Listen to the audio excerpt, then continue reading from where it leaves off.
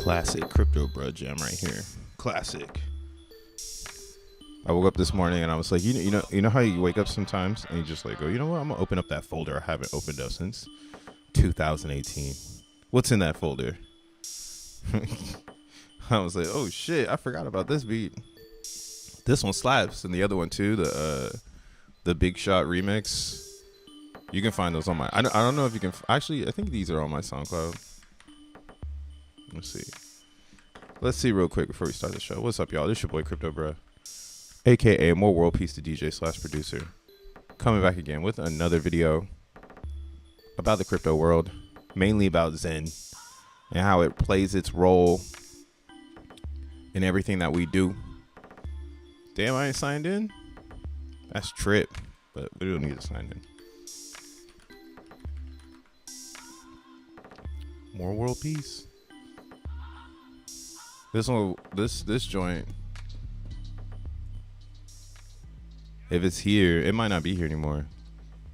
Oh yeah, it's right here. Everything's a remix. This shit ain't got no place though, barely. How did this get here? Shake Your Dreads. I guess maybe I wanted people to find it.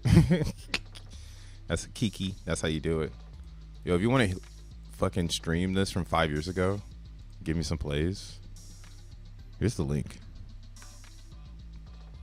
It's in the chat.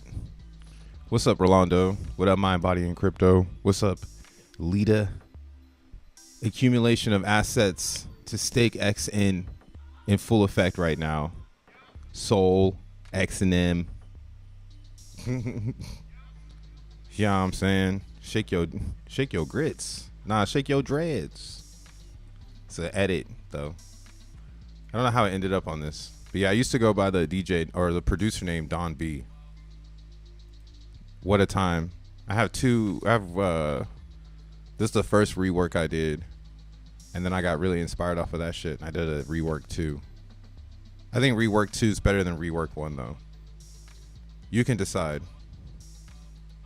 I don't know, listen to him in the gym or some shit. I don't know. This is a long ass time ago. I'm still vibing though. This one's a vibe too. This is a good gym song. Put this shit on and just start running. I got links, man. That's what I got. I got links. What's up, y'all? So today is August 30th. It's the last Friday of August in 2025. I mean, excuse me, 24. We're moving closer to 25. It already feels like we're there. Simply, the world is where the world is. There's no real news. Everything is down because Bitcoin's tanking. Bitcoin is tanking because I don't fucking know. Like, I'm not really paying attention anymore to this ideology that Bitcoin is stable. I've been saying it needs to sell down. As you can see here, we're going to zoom out real fast and go to the daily. So on the daily, we have broken back under the 200, the downtrend. Again, I was predicting it would go this way. We got up and close to this 200, right? And then on Monday, when I started to stream, I was like, yo, either Bitcoin moves to 84 or this is a stomp out zone, because the 200 is exactly that. It stomps it out or we taking off, right? But we've already been rejected off this 200. You could almost say 1 time, 2 times. That's a solid 3 right there. Like, that's a solid, she says, no, bro, go and move on, bro. You know what I'm saying? And now you just forced it. So now it's over. It's really over. Restraining order in effect. So since Bitcoin has a restraining order on the community, we do need to wait it out. So where does it go from here? And I've been kind of saying this is a downtrend. Everyone's probably looking at this shit across the planet Earth. This yellow line I drew back in June, where I was assuming Bitcoin would kind of dance on it. What I didn't see, that, or at least what I predicted wrong, was I wanted to see Bitcoin go up here and, you know, go down here, right? Instead, what we saw was a fake out where it slightly went up and then it dumped and then it bumped. So that's why this right here is this is a good, you know, indication that, like, it's not where we want it to be, because people already got pump faked once. So you don't think they're going to pump fake them again? Oh, wait, they've already done it. Right. So this trend, I think, will be respected. What I would like to see us do is break below into this range here, this 57.51. So that's kind of where I see Bitcoin over the next 30 days. Like, I think all of September will be sad news for Bitcoin. It'll be sad news for Bitcoin and sad news for Ethereum. Now, there is something here that I think could potentially happen, which is the ETFs for Ethereum. And I think that's kind of why we're seeing the flush right now of like FUD, because this is coming. Let's see if there's any new news about it. What up, Tree City West? What up, Earn It? LOL, difficulty dropped to 7,200 immediately. I scored 2 super blocks, only 2 4090s. Hey, that's tight. Yeah, I noticed that difficulty fell a bunch. Because that's what I mean. Like, even in XENBLOCKs, we watch the oscillation of how people behave. And a lot of crypto users behave the same because they think they're doing something different. But at the end of the day, we're all on like the same stream of consciousness. Like, the only way to not be on the same stream of consciousness as your neighbor is to physically think differently and like move differently. But the problem with that is that we all have the same goal. So to move differently is not the same. You know, there's no such thing as that. Like, the random act of moving differently is just discovering something because you've done it so much that like now you've got a different way of doing something that everybody else is doing, right? And that's why, like, right now, yeah, we're back to 7,200. 4090s are booming. I got 2 of them too. They're cooking right now. Oh, I started my thing over so you can't see it, but yeah, it was bouncing like crazy for a second. A lot of people got offline. Here, let's look at the Explorer real quick too, and then we'll go back to Bitcoin. XENBLOCKs. Ooh, XENBLOCKs. Leaderboard. Buy Sol now while it's tanking. That's a fact. I go slow and consistent and fast and hard. Ooh. I don't want to blow your load too fast. I'm talking about mining, dog. All right. That's what I thought you were talking about, was mining. So currently mining right now, we got 28 million blocks have been mined. After the halving, this is going to be a freaky number because it's going to be going up and it's not going to match how much XNM is being produced. So a lot of people will probably be really confused on like, why is this going up and XNM is half of this supply? And we'll have to continuously explain to people how that halving works. I don't know if I think it's positive. You know, it means it's in the conversation every year, right? Every year there's going to be someone who does not know, and then they learn, just like the Bitcoin happening, except ours, again, is every single year. So yeah, right now it's going up. Here, we'll look at my account because fuck it. I don't know where I am. Yesterday I was 109. I'm getting pushed backwards though. Ooh, I'm 108 now. Nice. I like 108. Geometry. Zen is 108. Right. So I'm okay with being right here. But yeah, so they're still updating. This is a very simple explorer. It's just for you to see your XENBLOCKs, right? What will happen is it's a Rust. This will eventually be able to be more of a Rust style program because X1 chain is a fork of Solana. So we get all of those React web frame goodies that Solana has. So this, I think, is going to get even better as it goes forward. And we have examples of those. But yeah, mine XENBLOCKs, damn it. Mine them. All right. Make sure you hit the like button and you sub and you subscribe if you fuck with the content. But Ethereum. So, all right, here we go. We got something 2 days ago, 19 days ago, or 19 hours ago. Here, we'll click this one from, Crypto Slate. We like Crypto Slate. They got good content. Ethereum ETF shows positive flows after 9-day losing streak. U.S. traded Ethereum ETFs registered nearly 6 million in positive net flows after bleeding 115 million over 9 days. All right. So this is kind of where I'm at with what it doesn't matter on our emotional level of I love crypto, right? There's going to be a TV show and it's probably going to be like something like that. Like, I love crypto, and all your favorite fucking crypto influencers will be in the same house trying to tolerate each other or some bullshit. But outside of that show, there's just people who are funding it. All right. They're the real producers funding the emotions of the reality show. All right. And I think that's kind of what's happening inside of ETH. And I think people are, well, I mean, you have antagonizers because this is an opportunity, right? So you have people like a Jack Levin, or as he calls himself, Cypherius. So you have like a Cypherius type character who's poking the bear because it's an opportunity. That's kind of how I perceive it. Everybody is trying to figure out how to steal some mind share right now, because there's some mind share to be stolen. Okay, there's some mind share to be stolen right now, and Ethereum has the upper hand because they've got an ETF. Okay, don't forget about that shit, bro. They really have that, and as you can see from, you know, a couple hours ago, they're still tracking it, saying even though it's down 115 million right now, it's starting to go positive, right? The levy is working.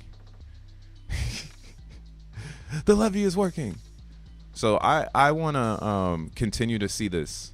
I want to see this type of activity flowing, and, you know, really, I don't want to say sticking it to the status quo, but people can get off of this theory that, like, what do you call it? How do you say it? Like ETH is dead. Like, ETH is dead. Don't get it twisted. So is Bitcoin. But there's going to be people who use the Ethereum again to make new ideas. And as you can see, ETH has come down to under 25. So this is why, again, I feel like we could get 30 more days, even maybe 60 more days of straight up FUD, while everybody's like fading this concept that ETFs, you know, aren't the best application in cryptocurrency. Like, this is the best app, is a crypto. And, you know, I'm saying, like, people have heard about Ethereum for so long, like, it's just gonna stay around. Like, it you know what I mean? Like, it's like Reebok. Like, don't nobody give a fuck about that shit, but it's around. What else is around? Like, you know, I mean, there's a lot of legacy things that are just here, so why wouldn't crypto have the same things, you know? And especially the one that started, like, everybody's vision of what it is to have a computer in the cloud, right? We all, if you know the story, then you know that this is free meta because Satoshi stopped computation on chain. He cut that out. That was the OpCat, you know, and doing other functions with Bitcoin. That was the color coins, you know, things like that. Like, that's where the Ethereum crew came from. They came from the Bitcoiners that wanted to do different things on chain with their imagination, because they are computer scientists, wizards of the motherboard, right? So this is not surprising. What is surprising is how far away we are from the command line, and how retarded, hard are, but the crypto space is not mature anymore. It's like we went backwards, or I don't know, maybe we're just being, maybe maybe the most successful thing in crypto that I always think about is the fact that Bitcoin made it to $100. So the $100 win was enough.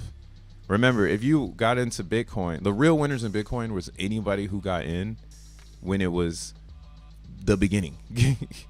If you got in when it was the beginning, you don't make it rich in crypto by getting in after the beginning, right? Anybody who got into Bitcoin right here, this is one of the oldest Bitcoin charts, is Bitstamp, so it's the one I always use. I use the oldest one I can fucking find, and I've been using it for a long time. But you can see here, there was a point in time when Bitcoin was like $3. So you wanted to be in Bitcoin right here, 2012. You wanted to be really in Bitcoin from here, from this 2012 to this 2000, 2023 or 2013. So November 2013. That was the first top in Bitcoin at $1,000. Right? So this was the first win in general. All this other shit, all this other stuff, this is just infra. That's all this is. This is taking this and just putting it into life, right? And that's why now it looks stupid. It was going parabolic for a second. So that's why, I mean, you missed this. You are not here. You are definitely not here. You are definitely over here, right? And this is writing a trend.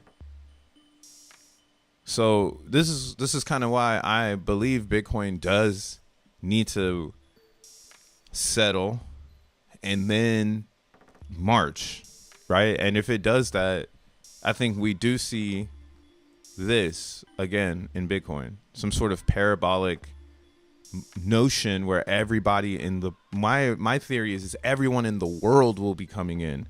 So it's not that the retail is here, it's that the decision is being made. Like right now I have a decision to make myself.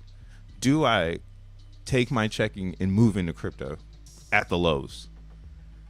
Like right now, like just start moving in. Like I'm fucking putting a foundation on a field. That's how I'm thinking of it right now. It's like, yo, if I just changed for the next, let's say 3 quarters, right? Going into 25. If I just take all my fiat and I just put it into crypto and I stay in crypto and I yield using different ways, right? Now we have liquid staking, which is showing us that it's the most agreed upon concept. All right, everyone is liquid staking. I don't fucking know why. Why are more people lending? Why are more people bridging? Why are more people using the DEX? I don't fucking know. But what I do know is liquid staking allows people to own natives and put them inside of a program and create yield based on block rewards created by the chain. One of the cleanest ways to get yield. So I think that's why you see it as a $10 billion,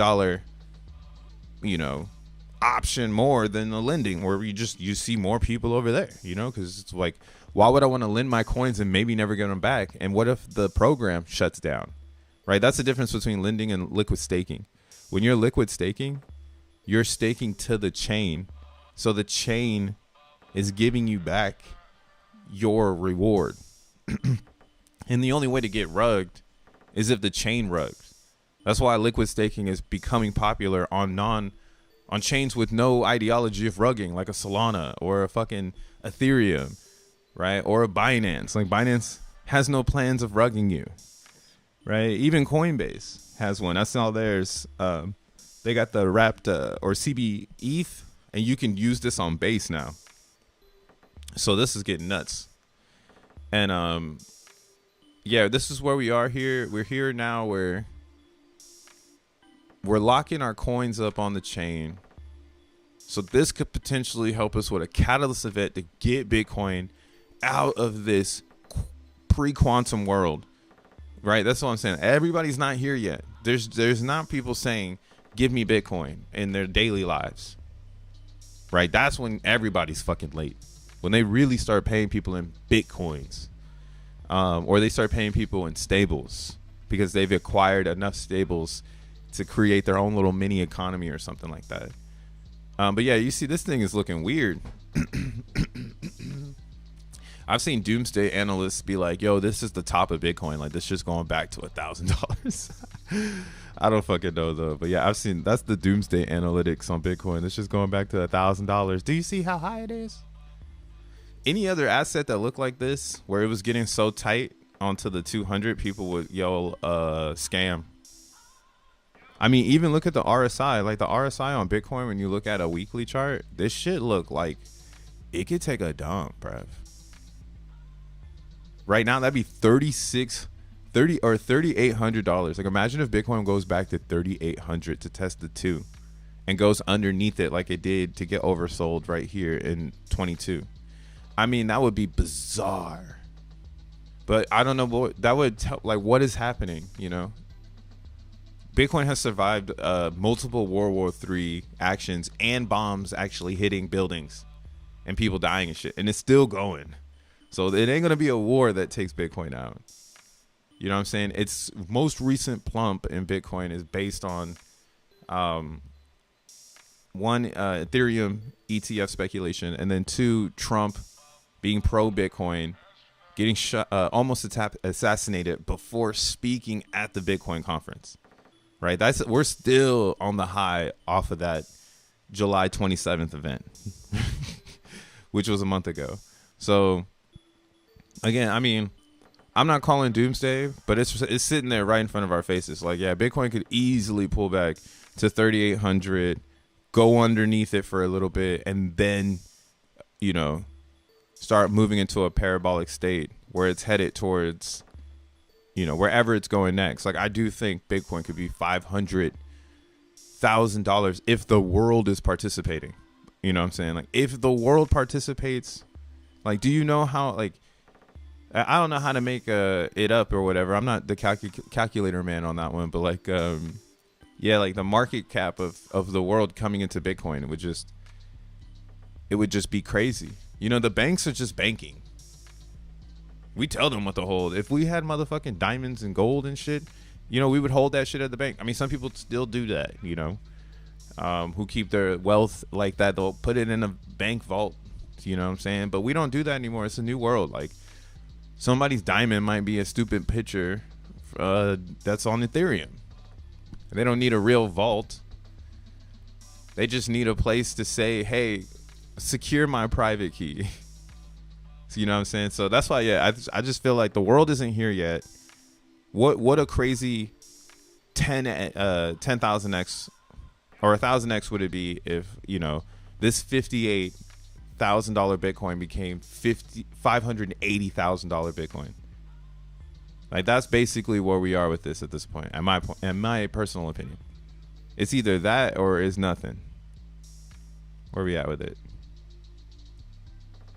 It's either that or is nothing. That'd be right here.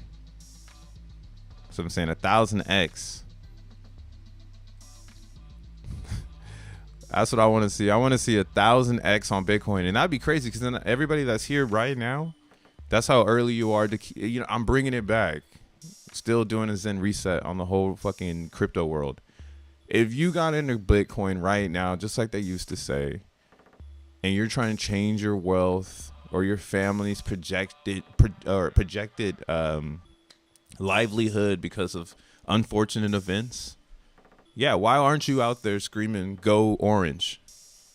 Because the whole world has an opportunity to get into Bitcoin. Not the whole world is going to get into Ethereum. You know what I'm saying? Not the whole world is going to get into Solana. But the whole world will get into Bitcoin. And that's what fucking sucks. But it is what it is. That's why it's protected by a lot of OGs in the space. Right? It's like it's the lamb that won't get away. Everybody's got their eye on it. And that's why we're bullish on Bitcoin Cash. It's about to fall under the 200, so there's an opportunity here to almost get some of this shit too. Bullish on Bitcoin Cash. Okay, I can't just say I'm bullish on Bitcoin Cash and not explain why. But yeah, Bitcoin Cash, they have a lot of miners in the Bitcoin world.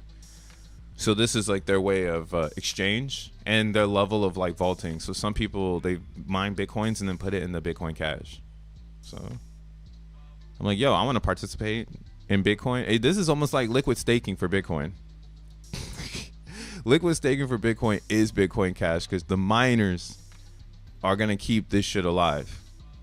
Unless they don't want to keep it alive. But they have a good reason to keep Bitcoin Cash alive because it has better or it has faster blocks. And it'd be something simple to sell to someone who really wants to stay with the Bitcoin notion. Right, there's going to be some people who create in Bitcoin. Again, like if the whole world is getting in, then there's going to be a lot of ways to use your Bitcoins. It won't just be a few fucking layer 2s. It'll be a ton of them in different languages and different personalities rolling them out. Like, you know, like here in America, like everybody can do your fucking taxes. Right when it's about to be tax season, all of a sudden, everybody got a tax office. You know what I'm saying? So I assume the same will be for Bitcoin. Like when Bitcoin is big, all of a sudden, everybody understands how to use your Bitcoin. Right? Oh, I've got a license to fucking help you use your Bitcoin. Right? So when we get to those moments, I think knowing where the source is going to be super important, and Bitcoin Cash is one of those sources where everybody comes from the block size wars in Bitcoin. And currently to this day, most of the Bitcoin Cash people are the dominant miners on Bitcoin. And they even had a hash war with Bitcoin SV. That's why Bitcoin SV is on the downwards, because it's Craig Wright's coin, right? So if you don't know the history of how far we've come, again, like Bitcoin SV is a Bitcoin derivative made by Craig Wright, which was driving the same ideology as Bitcoin Cash, that this was Satoshi's real vision of how miners should mine the Bitcoins. So that this is like a client where it was mining Bitcoins and SV at the same time, similar to Bitcoin Cash. And it was dominant in Asia, but the reason why I think it's so far away from its 200, and again, I think we're washing away a lot of coins. A lot of old world is leaving right now. This is why you have to choose always the longest running community that's the most honest. It's almost like in the Zen world, like you could fall off just because you jump on the wrong community that's talking about the wrong direction of where it all started, right? And you'll see like Bitcoin Cash. This is why I think they're maintaining their status in Bitcoin better than Craig Wright did, and he fucked everybody that followed him and put a lot of energy behind SV when he knew that he was leading them down a bad path. In my opinion, like, everybody knew it was bad to begin with, but I just can't believe people still were running it. Like, how high did this go? All-time high of $477. Yeah, it wants to be like Bitcoin Cash so bad. But yeah, Bitcoin Cash, that's a hit. Proof of work. Proof of work. So that's a hit. Let's look at Solana. Solana is $33 right now. Release the Kraken. Bitcoin to 38.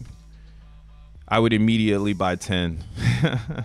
The process of liquidating everything, I could get at least 10 coins. Yeah, I mean, yeah, that's what I mean. If Bitcoin really took a dump because the market's not mature and nobody really gets it, and it's like the bank or everybody can get one last hurrah of scooping like the bottom of the barrel on Bitcoin, that is how we would know it's solid, because it's not going lower than that point. The 200 tells us that. That's why people like following that 200. It's one of like the most predictable ones. Like even here, like the 200 showing up on the weekly on Solana shows you how young Solana is. Like it just showed up in January on the weekly. Like this is a very young chart. Maybe even Solana, but I've actually been telling people like I see Solana at $100. It's kind of expensive right now because there's nothing you can really do with it. It's a bunch of meme people over there right now. Like they honestly think memes are gonna make the chain amazing.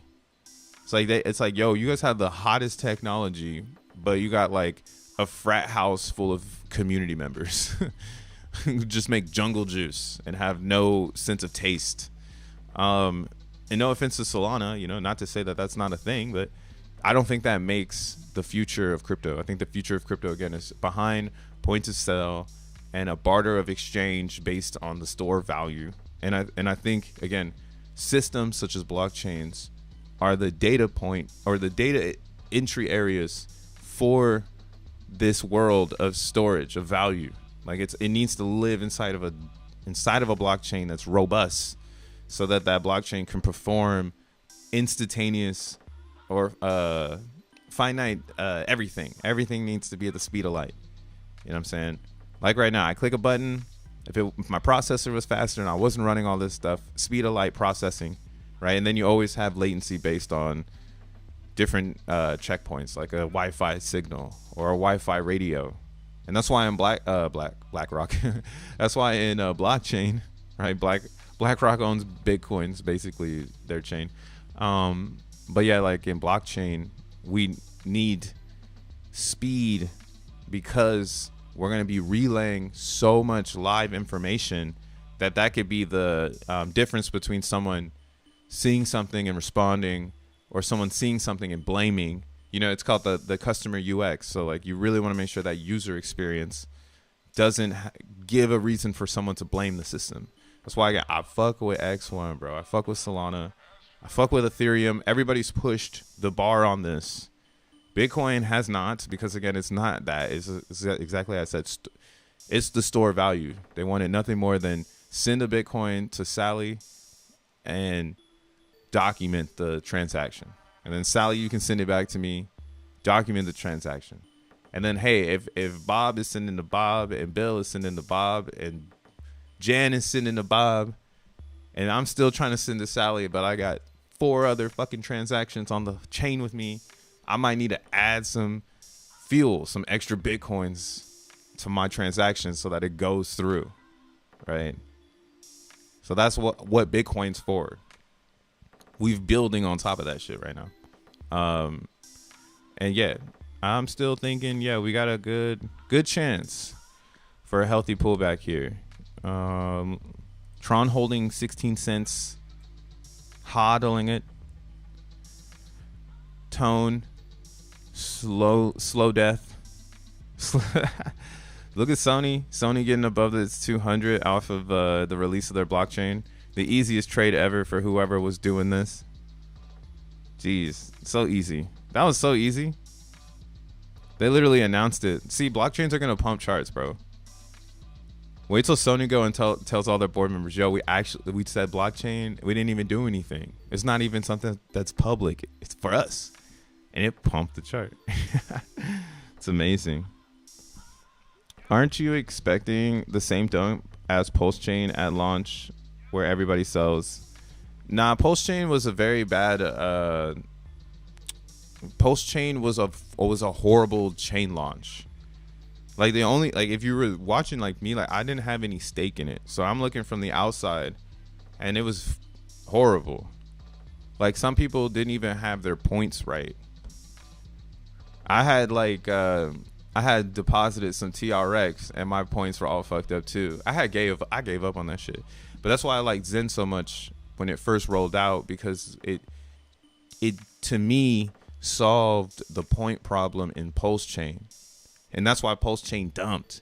A lot of people dumped their Pulse-Chain because they didn't get the right amount back. So they first, they needed to recoup on over 2 years of waiting for a fork, right?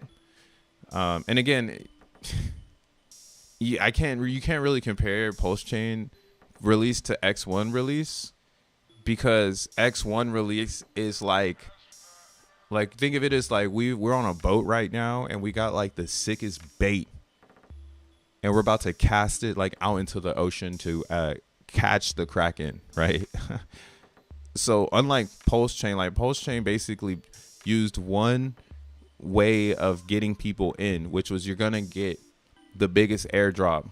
You're gonna get your coins twice on a lower state system or a lower fee state system. So that was the hype on Pulse-Chain, was that you get 2 copies of your coins, which made a frenzy for some people to like make moves for Pulse-Chain positive style dApps. This is kind of why I'm about to really bring you into why I think Jack is here, because you brought up Pulse-Chain and we're here now. But in Pulse-Chain, when I was an observer because my points were all fucked up already, and I was like, all right, this isn't elite status shit. Like this is very amateur hour and no need for me to go any deeper on this. I'll just wait for it to happen. Some people were positive about it, so I was like, maybe it'll be tight, but I knew it was going to be amateur hour from like the beginning. So then you had this test net of people trying out apps, and some of those apps were going to Ethereum, like the Hedron, right? And then when Hedron was on Ethereum, it built this new narrative into Pulse-Chain where it's like, yo, we can make apps on ETH and then we'll fork them to Pulse Chain, and we'll have double the coins.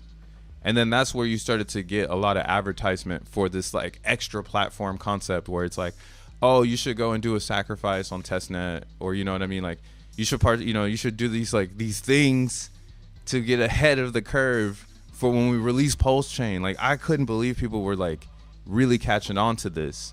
And to me, that's what was building up to that.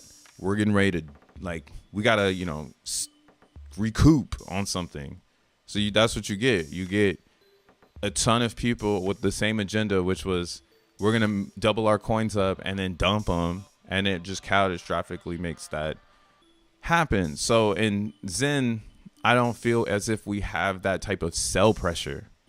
When X1 comes out, we're like throwing, everybody knows now, like, oh shit, just the release is not the end game.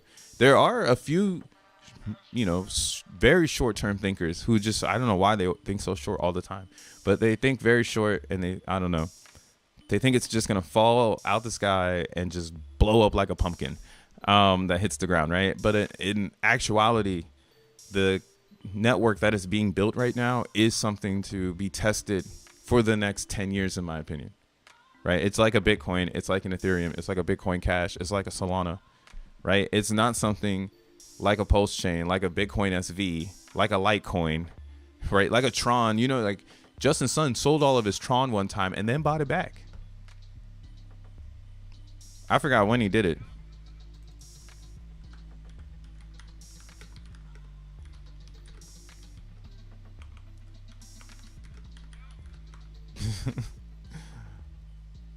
I forget where the news article is.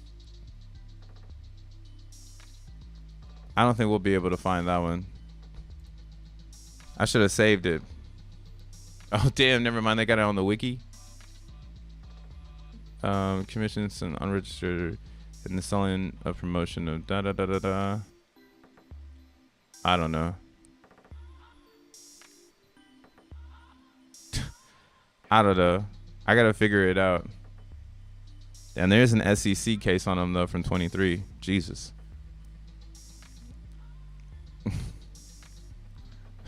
Justin Sun sold 6 billion TRX exit scam. But yeah, like I don't know. We root for Justin Sun, but yeah, at the end of the day, the founder be the sell pressure too, right? So again, there's no real founder in Zen. Everybody is finding it together.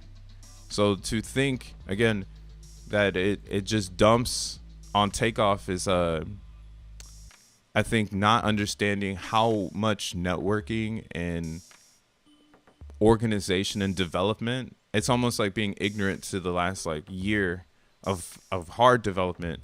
So I would say the first year of Zen was very soft, very kind of like a bunch of people at a pond throwing rocks. And then I would say these last 365 days of Zen have been more constructive.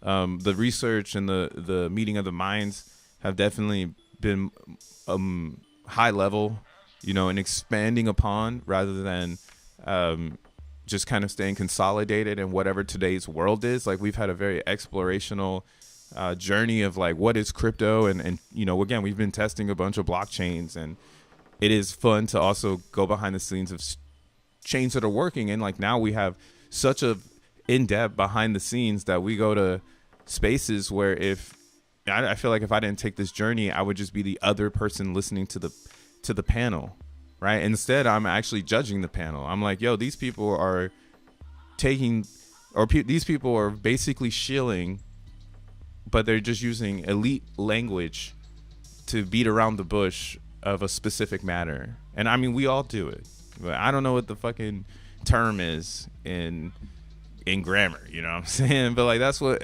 all the English speakers are doing now on Spaces. Everyone's just trying to out talk or be bigger word than the next person, blah blah blah.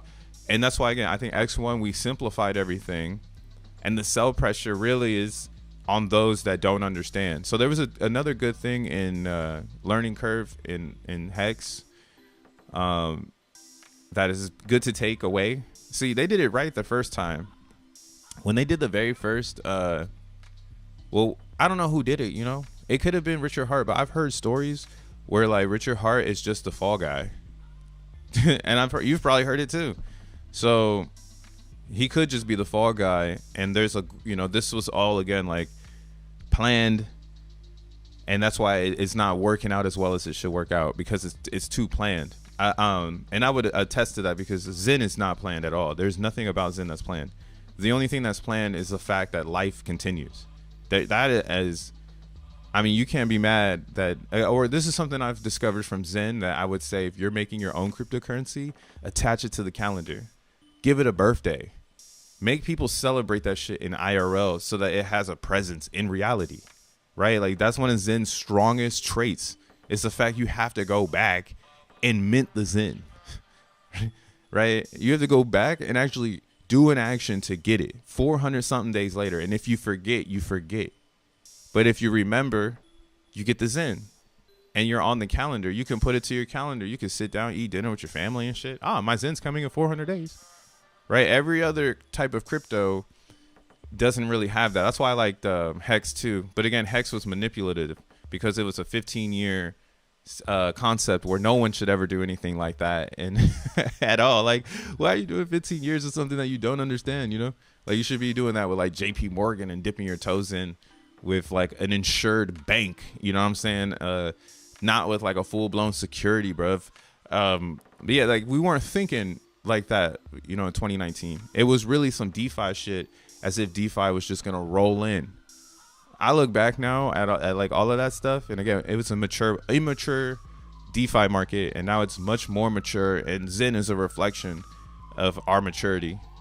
And that's why, again, the sell pressure is coming from the community, and we already have a lot of educated community members that understand that sell pressure realistically is just inflation coming back to the market. So if you're positive about Zen, again, if you're throwing or casting your ideology 10 years down the road, I personally also am doing that. I think grabbing inflation today is a positive, because you can't get the same inflation ever again, right? Like, because the G rank is going up, and as long as the G rank goes up, the max terms go up, and as long as the max terms go up, less Zen is made in present. Like, you have to go further into the future to make more Zen. So popularity is all based on global rank. Like, if the global rank surges and all of a sudden, again, this is like at 600, it's like, yo, whoa, hold up. Did I make a mint? Because like, now I'm really far away, and it's less Zen being made if I try to do shorter mints, right? Everything changes. So right now we can see here, this is CB Zen. I'm analyzing this one the most because ETH Zen doesn't move, so it's not fun to check out. But this one, again, it's growing. So every day there is new inflation. Right now, we're back up to 91 trillion. I think, again, yeah, people are probably minting and unstaking at the same time. But we can see that right here.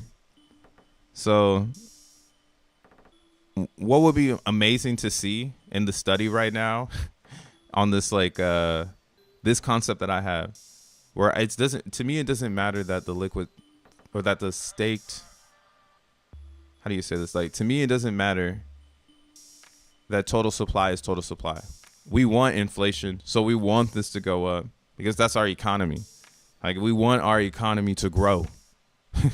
We want it to inflate, and we want it to be controlled inflation with the right education. In my opinion, if people are educated about this decentralized inflation and how it navigates, there's a possibility, again, that CBZN could do what we all have been waiting for it to do, because it's got low fees. Inflation can match pennies on the dollar. Like, because again, if it doesn't cost any money to make it, it's really funny money, or what, I don't know how to, I'm trying to say this, but if it if it doesn't cost any money to make it, like, everybody's playing the same game. So the only value would be in the G rank, and that's a feature in the deflationary a deflationary side of the supply. So I would just love to see that happen, bro. I would just love to see that happen. We'll see, though, man. I think everybody's eyeing CBZN now because I talk about it so much. But yeah, someone please unstake and sell they shit, man. Fuck it up. Fuck it up. Post chain, we are not the same. Ambiguously shilling. Actually, if you sold all your PLS and dumped your PLS in the first 2 weeks, it was the top. And then if you dumped it after that, when X1 launches, those that are hashed or burning will get airdropped the tokens first. Yeah, I mean, I've always said that though. I just don't. I mean, okay, everybody's gonna dump. We already fucking know this shit because everybody's gotta make money, right? Ugh. And that's why I keep saying yes. The first couple of weeks you'll be able to dump it, but do I think it's gonna go down forever? No. Like, XN is the X1 blockchain coin, so it's the one that's gonna show up on CoinMarketCap. XNM will show up in the pool of proof of work coins. So that's why I think XNM will be the maybe the last one to come up. It's like it's the security coin. Like, it's the one in the back, you know, it's the one that you don't see wearing all black. It doesn't need the spotlight, and that's what makes it the most desirable. Like, XEN needs Hollywood action in order for it to be popping. And XNM will be the same. Like, it will need a lot of, or XN will need a lot of viewers so it can stay active. Yeah, it's gonna be a special time when we get there. But yeah, I want to see inflation on CBZen. It's the only one that we can do it on right now. Every other Zen coin isn't as active, and I wonder why. Like, this one, we've been waiting for a minute, like for it to dump or something. But yeah, it's still going up. But yeah, some people, they've inflated it. I'm still waiting. Still waiting. That's all I gotta say. I'm still waiting. Let's look at Real Zen. Everyone else will be locked out trying to bridge in. Well, Jack Levin once said that it's not a blockchain if you don't release it with a bridge. So it has to have a bridge. But the bridge is like whatever, you know?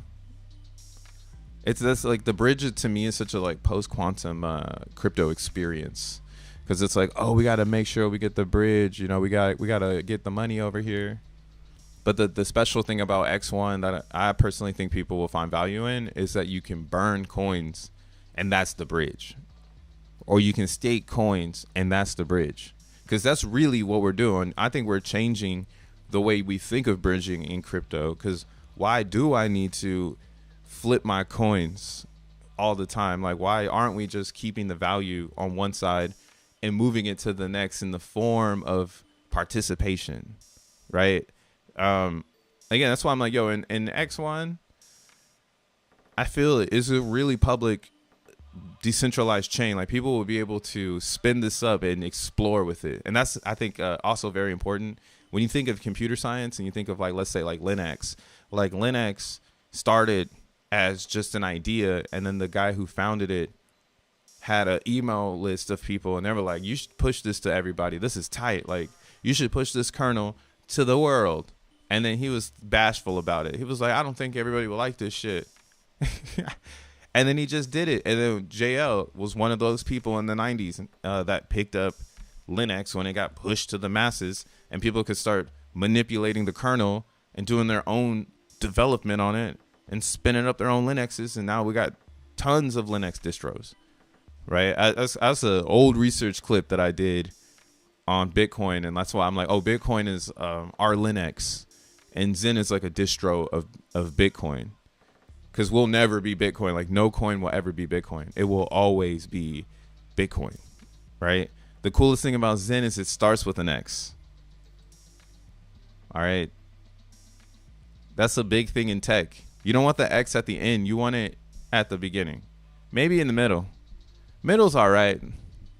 But the X in the beginning, bro, hard.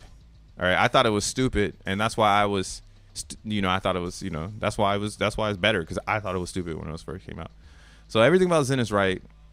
You see, that's why, like, yo, the original Zen will always be tight, because it's the one with the X in the beginning, nothing in front of it, right? CB Zen is an example and it has the potential to do the same thing Zen is gonna do, which is rip. And it could do it faster, and that's kind of why, again, it's just so crazy that it hasn't done it yet. To me, it makes me feel like there's no one really here.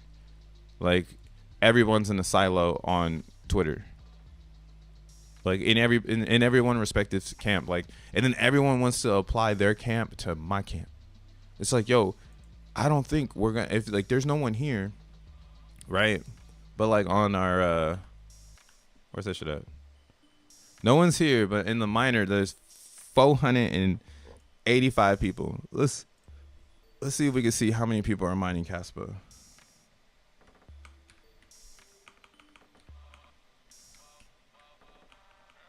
Caspa miners. ASAP Og. If we allowed for capital to be considered as noise, then data with no or very little capital is highest value. Is the highest of value. Hold on, I'm gonna read that one more time. Sir Og says, if we allow for capital to be considered as noise, then data with no or very little capital is the highest of value. That's how I imagine you reading it. I am swift. Don't tailor about this shit. Hey, I'm swift. Don't tailor about this shit. Straight up. But yeah, like, that's funny, bro. Yeah, that's why I feel like in Zen world, we are super off the grid. And we have such a spotlight on us. We can't go nowhere because it's like we're navigating out of like this cave with this like very expensive thing that people are trying to make sure that no one knows we have. We got the flawless diamonds right now. They're like, stop, get them. And we just keep hitting it. And the puck keeps moving, as Simple would say. That's why I mean, some people hate it, but I think I've been saying it. I think XNM saved Zen. Like, without XNM, Zen was a goner. Like, Zen was dead last year, and then XNM came out and gave us a reason to be like, oh, all right, at least I know I can go back and buy my Zen. Like, oh, cool, we're gonna have a proof of work side. Oh, that's me making my own, and people got to be down to proof the work. And like, we already know people are lazy. Like, motherfuckers don't even cut their own grass, bro. So I'm doing the work, and since we're doing the work here, we have an opportunity to. We're sharing this shit. And that's why the pivot was super smooth when Jack started to introduce XNM and then introduce the novel approach of saying, hey, we can use this hash power to secure the chain because we'll just use XNM as a transfer of value into X1. You know what I'm saying? So every time we transfer the XNM into XN, we're basically installing that, what do you call it? That energy or that value. So what it does really do is it takes XNM into the proof of work state where it's a commodity. Like, it's so far abstract away from Zen that it saved it. Cause like now, that's what I'm saying. Now I can use this real hard commodity. I can fight for XNM because it's proof of work. It's nothing else. It's just like Bitcoin. It has the same everything. You know, it's not, and that's why it's like XNM or XN has to go through the foundational side of like, all right, before we release X1, we got to make sure that we're fucking not going to get raided by the government. And this is what's taken so long for X1 to become a thing, because not being raided by the government means you need to go out and show people you're building something, right? You can't just build from the bedroom and launch. You got to go out and show people, take photos, meet face to face. So when you go to court, if ever, you can be like, bitch, I was at the blockchain convention, repping the team, blood in my body. Here's a photo. You know what I'm saying? Here's a receipt from the dinner we went to. You know what I'm saying? So like, that is proof of work. And that takes a long time to establish regulatory, like, you know, that's how I'm envisioning it. Like, now people will probably want to get behind Jack and be like, yo, let me help you make this the biggest thing ever, because you got 3 different ways to do this, you know? And yeah, I think that's special. And that's what XNM did. It saved Zen from only being looked at as like this one coin that does one thing, burn for X1.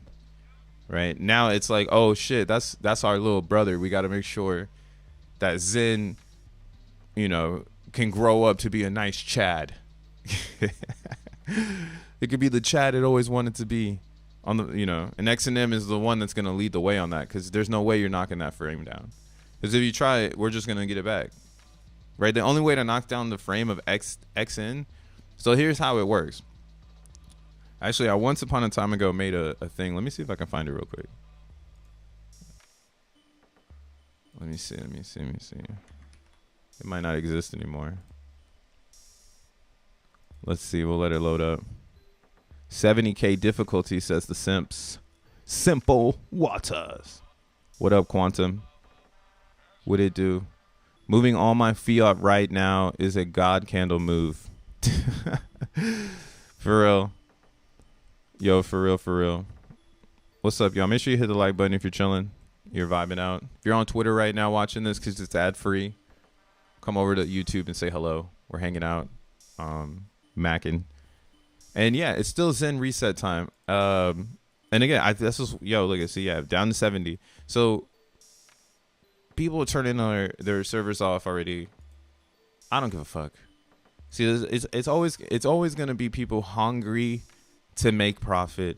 And that's why you got to make a tasty product, right? Because they're hungry for the product, or for the profit. So you got to make tasty products. And I brought up the Caspa because this leads back to XNM.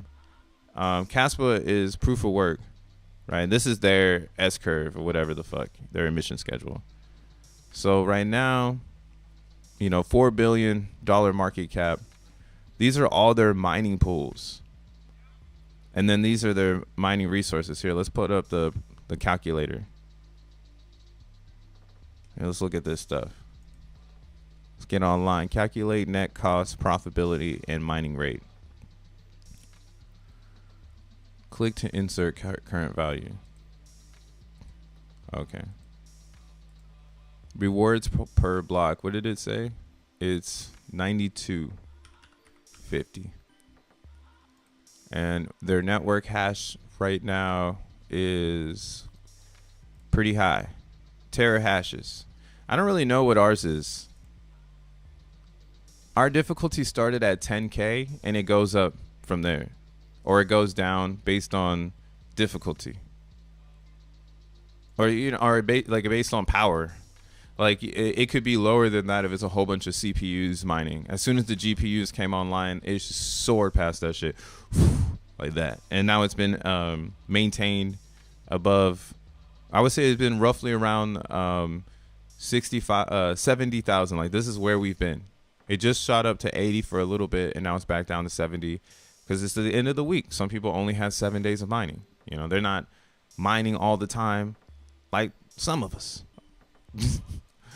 All right, but yeah, 72,000 difficulty is how much bandwidth you need to get to the Argon hash password script, right? And then when you bring your hashes, right? So this is the same thing. Caspa's the same way. When I bring my hashes, my 4,000 hashes, you know, is hitting the Argon 2 like bam, bam, bam. And then what happens is I get a hash, and if I can find Zen 11 in the hash, then I get a block. And the mathematics is what makes this possible, because every minute or every second there's a certain amount of blocks that can be found, right? Right now the mining, or every minute there's a certain amount of blocks that can be found. So right now there's 62 blocks per minute, right? So every second there's a block is what I'm trying to say, right? Right now. Sometimes it fluctuates. So right now it's every second, everybody that's running into the mining pool at 7,200 with their hashing, you know, mine's like, yeah, I got a 4090, so it's throwing hashes in the motherfucking bucket. We're all looking to grab one of those blocks. And then the more GPUs you bring to the network, the more opportunity of finding blocks you give yourself, right? So that, and then the more GPUs you bring, the higher the difficulty goes. And that's what's great about the security of XENBLOCKs, is that Argon 2 is memory hard, right? So what happens is you need more memory, but to bring more memory is to bring more difficulty, because now you're pushing the pool against yourself because you're adding like more brain share into this concentrated hashing tool that's hashing per, like it's at a restriction. It can only find passwords every so often based on the difficulty. So that's what's cool about the integrity of the system, is the system is always going to find Zen 11 based on this block rate pushing against this hash rate. So the hash rate goes up, less blocks are found, and you need more hash rate to find more blocks, and they're gonna be coming out though. So there's always gonna be people out there, or not that like they're coming out, but they're gonna be able to find Zen 11 all the fucking time. Whenever they feel like it, let's go find some Zen 11, right? I love XENBLOCKs because it puts the miner in the pocket. We haven't even gotten to that part yet where we have, the ability to really build what is vast into XENBLOCKs all the way. Like imagine a wallet where you just deposit money and then the wallet mines you XENBLOCKs and you're in crypto in seconds, making your own work. And it's a commodity just like Bitcoin. Just like that. Snap of your fingers. Same with the Zunies, bro. You make Zunies at the top of every hour. Every top of the hour, you can get more coins. It's just crazy.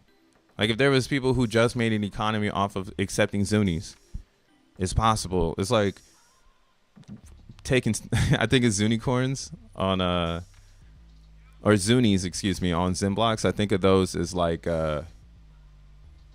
aluminum cans that you go and like give at like a grocery store for 5 cents. So your aluminum cans are showing up at the top of the hour. Feel me? But yeah, so that's why XNM is cool. It's really ASIC resistant. ASICs probably will show up when time is at an essence, but time needs to make sense in the form of money. So if XENBLOCKs gets a really good market cap, that's why again I think it's like the coin in all black, because if it attracts the mining community like a Caspa, where they have mining pools that are all attacking the hash rate, and that's why it's going higher, because now you got to be in a mining pool in order to really mine Caspa, which does nothing, makes no fucking sense. But again, this is probably where XENBLOCKs is heading in the future, and we have a lot of cool ways of playing around with what is a mining pool, for XNM. Man, we haven't even gotten there yet, but yeah, XNM, when we DeFi it, because it lives on X1 chain, and then there's the block, right? Like there's the block that's being mined that we still can do things with, that people own. We can make the block transferable. Like, what the fuck? Are you kidding me? We can make all the Zuni blocks transferable, like inscriptions, where people can send pieces of Xenium to each other and write on top of it that you own this piece of the Xenium now. Start building out the metaverse on the proof of work. That's like way, way, way down the line of some complexity shit. But yeah, Xenium is the sickest thing. Again, that's why XNM, I hope you guys understand that. X1 chain is going for mass adoption because people want a blockchain, and they're going to do it right, because why not? So you get all of the legal shit underway. You get all that going. You get all this advertisement. You host it. You go and run the marathons. You know what I'm saying? Like, that's how I see Jack. I see him really going out and starting to run marathons, and speaking more and being present. And the rest of these systems, it's just like, wow, you had an opportunity to really get in when nobody was paying attention. And it was just a whole bunch of very shallow individuals just talking shit because they think they understand crypto from a pre-quantum reality where it was only ICO or only trickster activities, like I've been saying in the stream all the time. No offense to those chains, but that's why like nothing's moving. The tricks are done, like, the tricks are for kids. The tricks are for kids. Pump CBs in, please. Just kidding. I'm gonna probably get some more. What else can we look at? What is happening? See, the world gets so boring when BTC starts to just pull back. That's a pretty tough pullback on the weekly, though. Goodness. Eliminated. Guess that's pretty much it, huh? It's just Friday. Will XNM have a higher market cap than XN? I'm very curious and excited to see how that plays out. I think, like I was saying, I think it doesn't, because it just isn't mass appeal. Maybe in a distant future, it has a really good competitive market cap with a lot of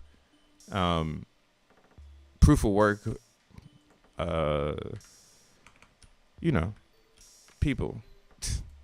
I don't know really what we call it. Like, I think you shut off everything and you just go straight up XNM, but that might not be the case. You know, you might have to do it a different way.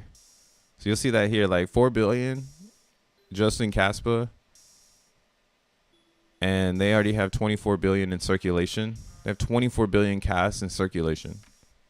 XNM will only have 620 million in the next 15 years. So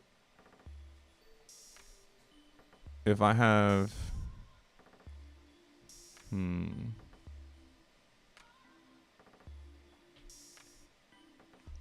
let's see, ASIC miner. Damn. GPU dual miner. Let's see what a 4090. They got those here? Nah. They got the 3090. Let's say I just do one of those. I like this little thing.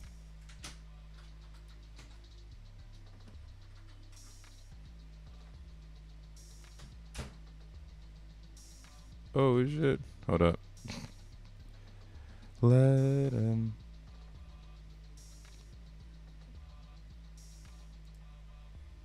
All right.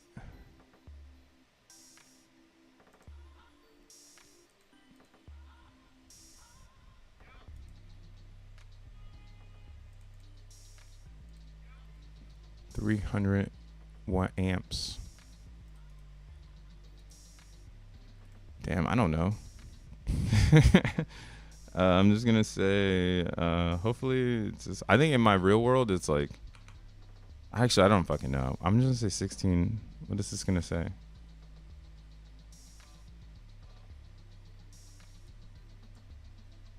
On average, price per Caspa per 1 million.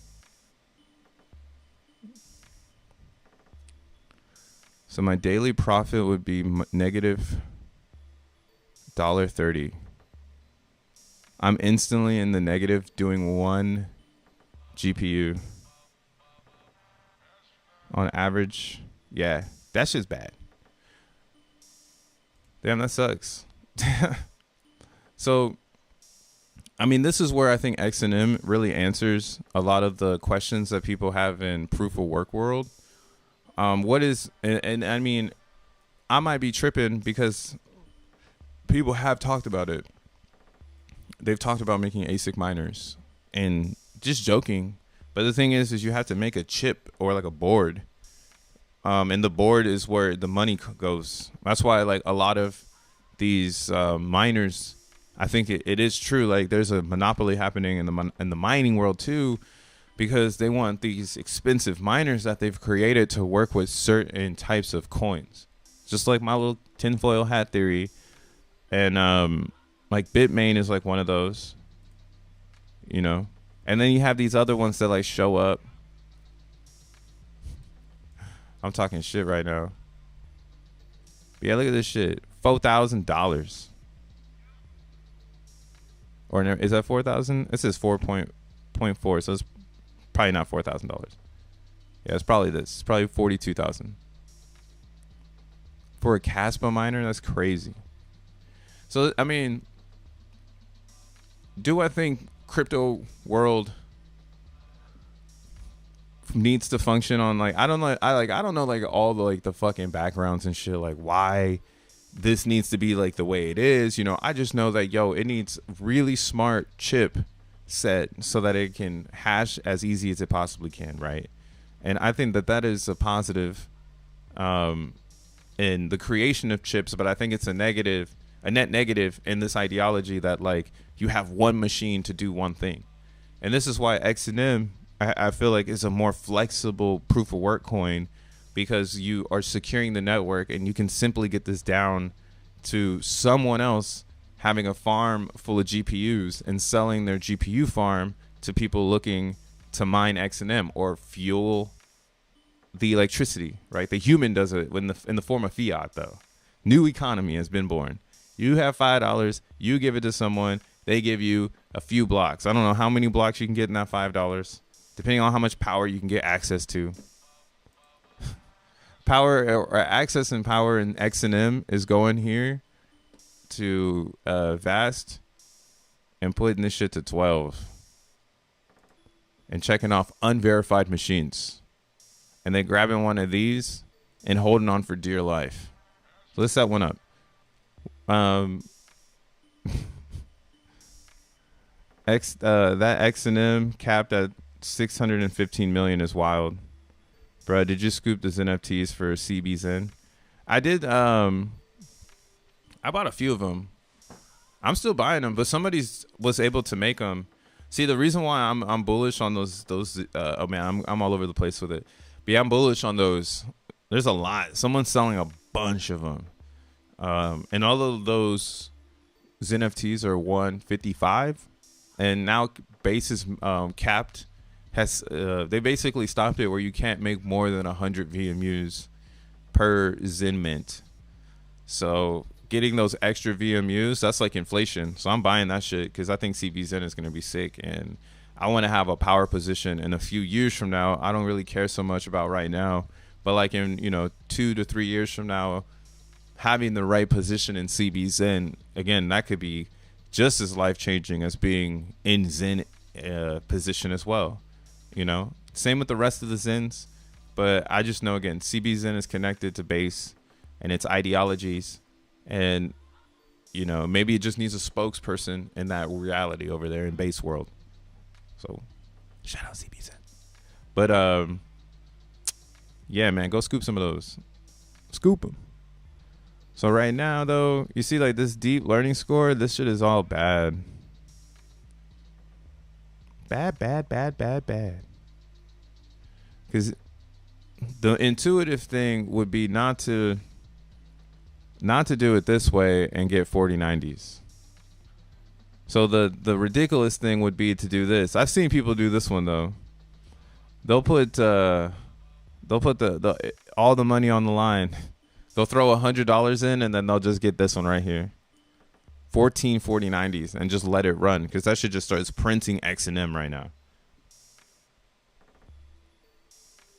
Here, let me show you. Air.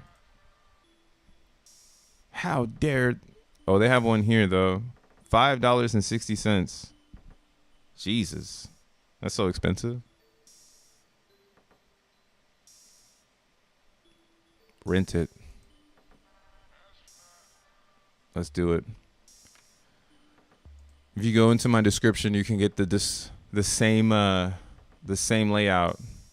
But this is just the Woody miner. It's a one-liner miner.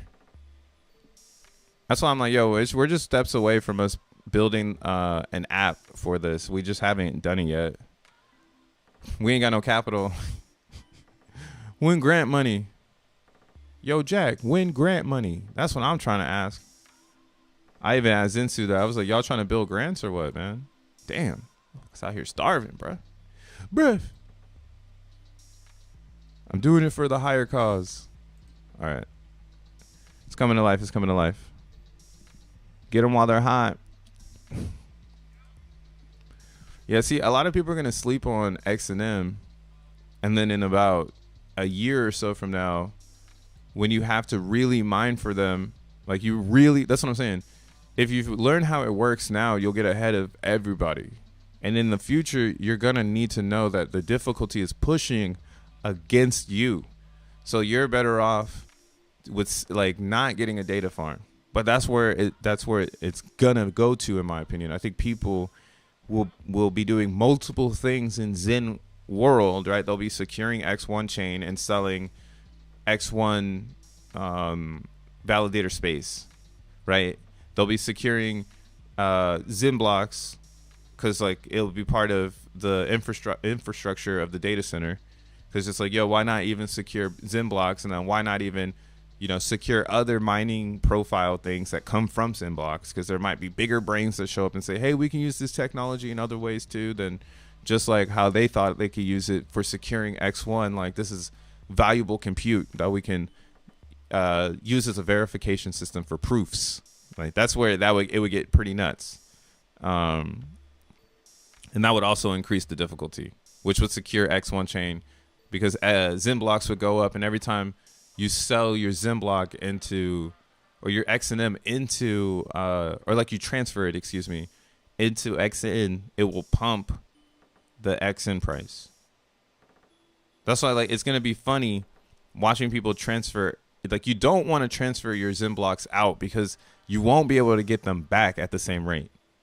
That's the quantum part of XENBLOCKs that no one's really paying attention to, and why I don't think a lot of people are gonna dump their coins. Because if I dump it, to dump a XENBLOCK means I'm transferring it into an XN coin, right? And the XN coin is corrupt already. It's got Zen motherfuckers in it. It's got ETH motherfuckers in it. It's got Solana motherfuckers in it. It's gonna have Polygon motherfuckers, Avalanche motherfuckers, Pulse Chain motherfuckers, all up in that XN shit. So like, yes, I'm gonna get a positive because I'm gonna pump the coin, but all those people are gonna sell my pump. So that's kind of where the quantum balance comes in, because the action of leaving really means you're putting your XENBLOCK on the table and you're walking away. And we haven't had this type of not XENBLOCK, because you're always gonna have your block if you mined it, but you're leaving your reward on the table and you're walking away, and you're just saying like, I'm cool with the block, like I don't need the reward. And again, we don't have a system of value for blocks yet. So that maybe the block does become the reward too in the future, where someone can then unload their blocks because there's value in that. Like, there's real estate in this new metaverse. You know, the narrative can be spun back. But yeah, that's what's really, really cool about X1. I do, or XENBLOCKs, I do think someone will come through and drop it, but it won't be too many. And it will be great for XN because it's going to pump that shit. And while everybody's burning their Zen into XN, they're going to be dumping that shit.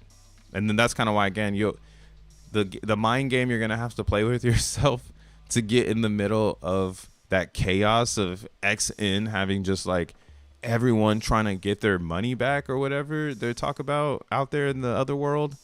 That's like the corruptness of crypto, and XN I think will recycle that corruption into its mainframe. Again, that's why it's like, yo, being a validator of X1 chain is gonna be like key if you're really about it. Like, you want to be an X1 validator because it's gonna, the amount of like activity that's gonna flow through that like quorum is gonna be nuts. And then again, XENBLOCKs is more like hippie, you know, like, hey, yo, we just mining over here, like proof of work, you know, no politics. Right? That's what every chain needs, a hippie part of the chain, bro. Because this is where it's not, no bullshit. We're just mining and we're stacking. And like I was saying, ASIC miners can show up, but they don't win if they show up to XENBLOCKs. And that's like repellent, like stay away. Yeah, this is great. Like, yeah, everybody else come. Like, if you got one 3090, you turn. If you got one 4090, your turn. Those are like, I think, a couple $1,000s. You can get one of those and just throw it and just turn it on. I mean, you should have did it a year ago, but now you can do it at 5. So at least it's not fucking 2.5. That's where I'm gonna have to start championing for people. Like, shit, if at least it ain't 2.5, which is gonna be in a year, and then it's gonna be 1.5. Let me get my address. Hell yeah, be a whale there. Anywhere's in. You gotta be a whale anywhere you can be. You gotta be a whale wherever you can be. Let's see what the hash rate is over here. Sorry, Woody. Every time I put 0, I have to say sorry, Woody. You have to as well. It's part of it. Damn, this shit is kicking ass. It's about to delete all my bread. Let's see how many coins it makes though. 61,000 hashes per second. Insane. Oh, we're at the top of the hour. Should find some Zunies. So yeah, this is what I mean. Right now, it just turned 1 p.m. Eastern Standard Time. So this is the top of the hour between the 50 and now. So what the fuck is that? Maybe that was from a different one. Yeah, see, we got Zunies now. So Zunies are found in between the 50 and the 5. Or the 10, excuse me. So between 1250 that you could find Zunies, and then between 110 I can find Zunies. So from 1250 to 1, and then 110, and then 1 to 110. So that's what just popped up here. It showed a Zuni, but the Zuni was on a different one. Because now there's two you know, I'm hitting it with different GPUs, but all of them have my address built in, so it can read other times the address has hit. I don't know. It's just the way the code works. But it doesn't work like that all the time. It's not like you always see your other token prints on your GPUs. Usually it's pretty solid. This one is just coming in hot. Like I haven't hit I haven't hit the main portal with this much power in a long time. That shit glitched out for a second. That shit glitched out. But yeah, so like this is why XNM is important, because Caspa is not going to save everybody. And Caspa, when we look at the bigger picture, is number 5 of proof of work coins. Again, we're bullish on Bitcoin Cash because that's part of Bitcoin. So I think XNM and Bitcoin, or I think XNM is like a Bitcoin Cash right now, because it's the solid side of XN. Like it's like where, again, like the educated individuals are that understand how everything is moving and how it's all going to navigate. So I think this is positive for us to be like rooting for them, like go go go. Litecoin is like a CTO in proof of work, so there's not really much holding Litecoin up because there's no influencer to tell people like, yo, Litecoin's going to change the world. So I think, again, Litecoin is a proof of work system where maybe people's knowledge would be great for XNM. Like we need to try to siphon some of these people into XNM. And then we have, of course, the Caspa, the most modern era proof of work coin out that everybody will tell you, if you're getting into proof of work, maybe you should buy some Caspa. I still don't understand it. Every time I do research on it, never makes sense to me. But yeah, Caspa is number 5, and I think this is a really good target for XNM, which would be $4 billion worth of market cap. And this is before it's finished mining, right? That's just, I think, a live thing too, because look at Caspa again. Caspa current supply is 24 billion. XNM will never be that. This is what XNM's chart looks like.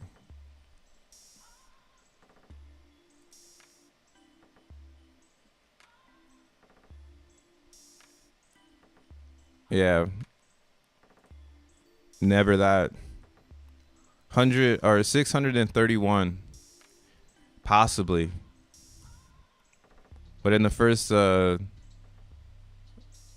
years, only 630 million XNM will be mined.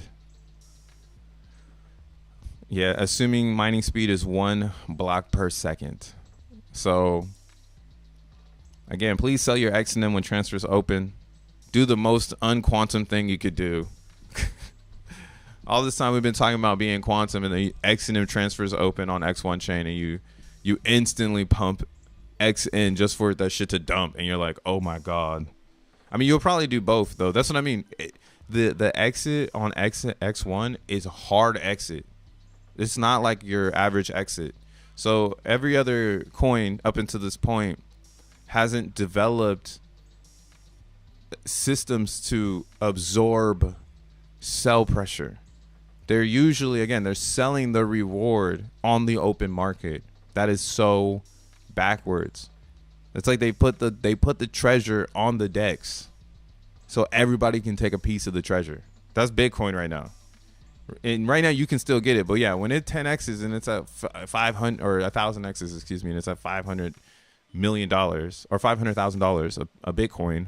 It's like, yeah, see, now you really can't get it because they're only letting you transfer it through a bank and through KYC, because again, it's not for the public anymore. It was public and now it's not. But that's where, again, we need to do that now in blockchain if we want to move forward, in my opinion. If we want the next era of great inventions to come from the chain, like we need that type of concentrated security now, rather than it coming when Bitcoin is hundreds of thousands of dollars and people allow institutions to build these systems, right? Today is the day we can do it because we have computer science. And that's kind of how I see the way XNM is like the centerpiece of keeping X1 together, right? It's really the DAO. And for me, that's why it's like, yo, if people go and transfer their XN or the XNM for XN, and I have XN coins that I've made from burning Zen, I'm buying that shit back. And then as the price goes down in XN, I'll just keep doing it. I'll just keep burning Zen and buying back XNM. Burn Zen, buy back XNM. Burn Zen, buy back XNM. And then just keep staking, getting XN, staking that shit, turning into XNM. Getting XN, you know what I'm saying? And just keep turning shit into XNM, bro. What the fuck? And just keep doing that cycle over and over again until I die or something. And then leave it for my grandchildren or whatever, and just be like, yo, continue this process of mining Zen and turning it into XN, and then turning that XN into XNM until you get all the coins. I got you head start. You already in the top 100. Also dumb shit. Yo, what's up, Serious Punch? Man, you love that cubic. I'm telling you, they ain't got no Jack Levin though. That's just hard to bet on. They got a talk show, no Oprah Winfrey, bro. That's hard to bet on. But yeah, you see, like Bitcoin can't have a cycle like that. It can't have like or it doesn't have a brethren cycle where there's something else that it creates. And unless you're in the Bitcoin Cash community and you've realized, oh, when I make gains in Bitcoin Cash, I put them in Bitcoin. And then when I make gains in Bitcoin, I put them in Bitcoin Cash. And then I just continue that like cycle, and eventually they're both paired together because the consciousness or the community, the collective community of Bitcoin Cash wants to keep Bitcoin close to this token. And that's the notion. So Zen will, or X1 and XNM will be the same exact relationship. Everybody that's mining X and XNM will want it to stay very close to XN. And that's why like XN can fall as low as it wants to go. But when people realize, oh shit, these coins, when they burn, right? XN will burn every time people do transactions. Right, and it's going to start with an initial supply of 1 billion, and then because of all these outlets of block rewards, the inflation will be based on participation. So the more people participate with the chain, the more inflation that will happen. And like, yeah, maybe, yeah, like it's like, oh, maybe somebody's already making a robot army script where they're like, yo, I'm going to deploy like 1 billion, I don't know, like 100 robots on top of the ecosystem to do every action to mine as many coins of XN as I can to try to, you know, delete them or whatever. I don't know. Or or, you know, just sell it down. Like, there's so many manipulative ways that people can try to do it. And this is why I'm just trying to say it now so I can eliminate it. But yeah, I don't honestly think it'll get that serious. I think we'll have 1 billion and then it will slowly go up. But I think a lot of coins will go back to staking and they'll be burned away. And not burned away, but they'll be utilized for utility. Like, they'll be used to get more back from participation, because it's a educational tool on the chain to educate others to say, yo, just be a participant. Don't worry so much about the price. Just keep participating for the next 10 years because it's the new tech. Like, this is it. Zen is it. And X1 is the hub to bring you to the next blockchain software for innovation, dog. Like, it's all apparent. So yeah, that's why, yo, I hope Zen keeps dumping. Hope everybody just keeps selling all this shit because they don't get it and they're like, whatever. Like, I'm focused on this older tech, like this old way, right, of doing it. I was looking at this. Yeah, I showed this earlier, but when you go to categories on DeFi Llama, this is how you can see like everything that's like happening. So you can see like which one has like the most protocols in category land. So we have DEXs, yields, lending, derivatives, and services. All right, protocols that provide a service to users. So it's like there's like 218 of those. That's pretty cool. And then liquid staking comes in at number 6, at 185. But then when we do combined TVL, liquid staking comes to number 1, and it's at a 41 billion of TVL. All right, 41 billion, yo. So I'm gonna go here and hit all. Actually, that's kind of insane. Hold on, wait, no, that ain't it. That's because it says liquid staking. I have to do overall. So this is the overall on everything that exists in DeFi. 82 billion. So half of what is DeFi is in liquid staking right now already. And all liquid staking is here, we'll go back.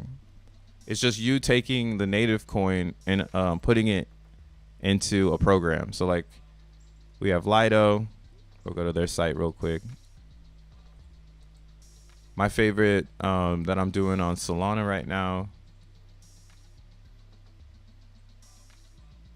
I should go back in a second, right? All right, go back. So Lido, this is ETH staking. They have a 2.8% APR. And they got $24 billion worth of TLV, which is cool. Now, what sucks is to see right now these people are struggling. This is only low because there's not a lot of fees going on the chain. So they're going to try to figure out ways to give people value with this, right? But the fact that it's at 2% is already better than the real world. In a lot of cases, it's already better than the real world. So some people are like, this is true DeFi. I just stake my ETH to this program and I get, or you just swap your ETH into ST ETH. And then this is allowing you to, well, there's 2 different ways. You could swap into ST ETH or you can just stake it. I like to just, I mean, you might as well just stake it because that's that's like doing it like hard action. The soft action is buying ST ETH because that's the representation token. And sometimes people sell the peg. I don't know why they sell the peg coin. I still try to figure it out, but yeah, you can buy the peg. But the idea is to stake it. Stake ETH, earn ETH. And you'll see here Solana has one as well. And this is Judo's the one that is the most popular. But this one is the one that Jack has said in the Telegram that we're going to be partnering with. So I guess there's some alpha here. Founder of IoT. IoT, like the blockchain, that shit is so old, my dude. I'm sorry. Don't worry, though. Everything's going to be okay. Everything's going to be all right. Let's go to the website here.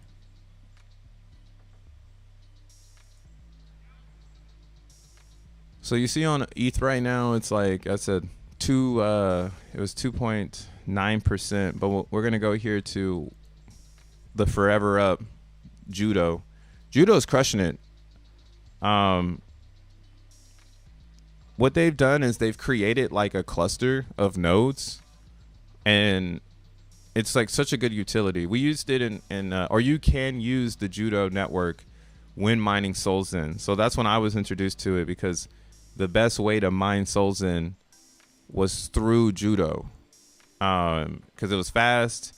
I wasn't getting stomped out and whatnot, and all that good jazz. But right now the APY has gone down to 7.0. I'm not or 7%. They almost, they have quite good, or I don't know how to say this, but yeah, they got a good amount of holders. It could be less, it could be more for sure. But I think it's doing exactly what it needs to do. And this is what they do. So you stake your Solana to their network, and then they have their own nodes that help process or validate transactions. And then there's a lot of ways to make extra DeFi on this, because people pay or tip Judo network on top of the Solana network to get transactions through. So even on Solana right now, they're just, the APYs are just much higher, bro. It's crazy. It's boost your yield up to 15% when you stake it. Like, it gets even crazier if you stake it, So this is real DeFi, this liquid staking. But this Mermaid is at 8.6% APY. They have 7.4 million Sol staked, and they have almost 150 wallets participating. So let me go ahead and see if I can find this real quick from the dude, Cypherius.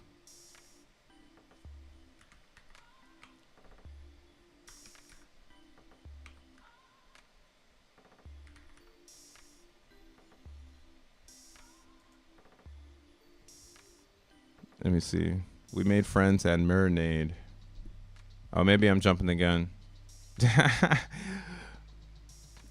Because we're talking about this oracle, or an oracle, and what Jack was thinking was like, maybe we should partner with a team to amplify this idea, so that it's all, it's all together type vibe. And I mean, it's really, just on what we believe as a full decentralized community. We could do it ourselves. It's something that Jack was saying. Like, we could build, I think he did that. This Anchor program provides a mechanism to lock funds with a time-based condition controlled by a bot's ping. If the bot fails to ping with a certain number of blocks, the lock expires, allowing the owner to withdraw their funds. This setup can be useful in a scenario where you want to ensure that funds remain locked unless a certain condition is actively maintained. All right. If the Oracle bot dies or goes offline, the funds can be released back to the stakers. Yo, that's fire though. So yeah, this is what I'm saying. They're building. He's trying to build the Oracle bot that controls the locks, so that when you lock your Sol, you get X Sol on X1, and that's what gets you XENBLOCK rewards, is by holding X Sol on X1, and then you get Solana APY, right? You get the APY of 8% of keeping your Solana staked to Solana, while Solana does Solana things, and you get rewards on both sides, because now you can use. And that's what's crazy. It's like, now you have your X Sol on X1 chain, and you theoretically could trade that and move it around and, stake it to something else and yield even further down the road.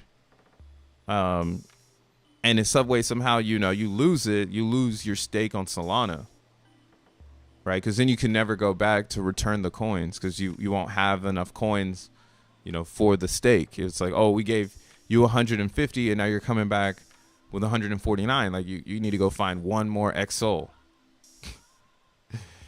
Right? So that's going to be a very interesting thing of hopefully people don't mismanage their finances or whatever this is, their tokens.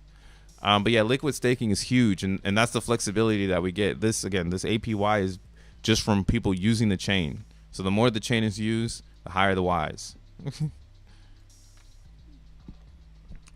Guys, smash the like button. Yo, if you like the content, please smash the like button.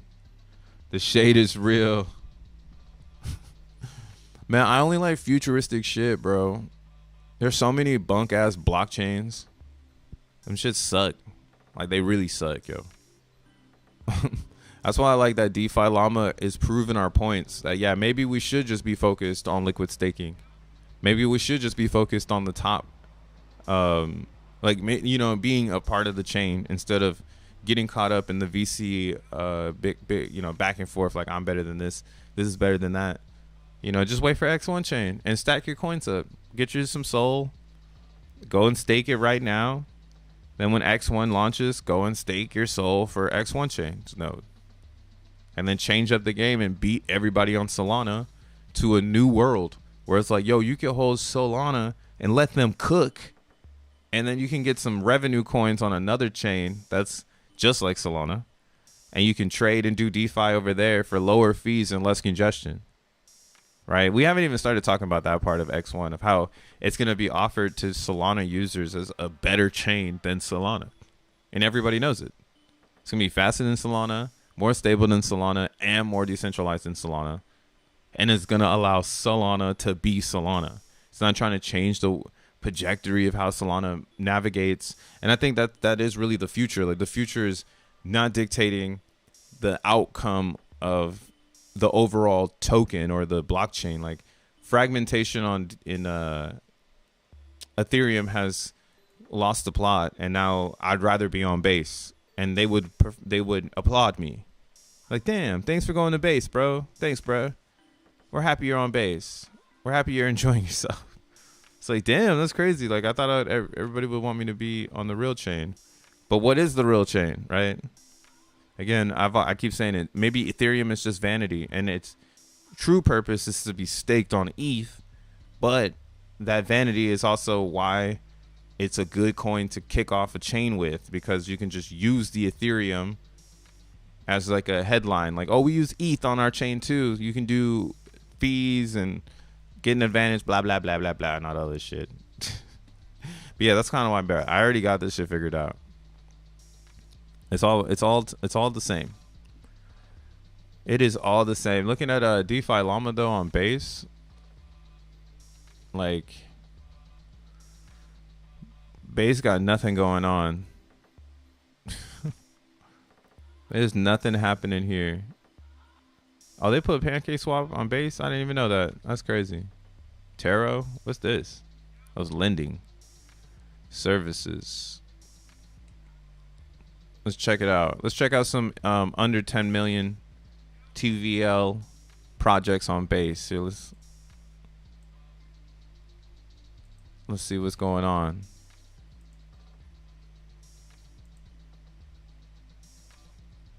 I need to clear up some memory. Shout out to those that are still here though, man. What the fuck?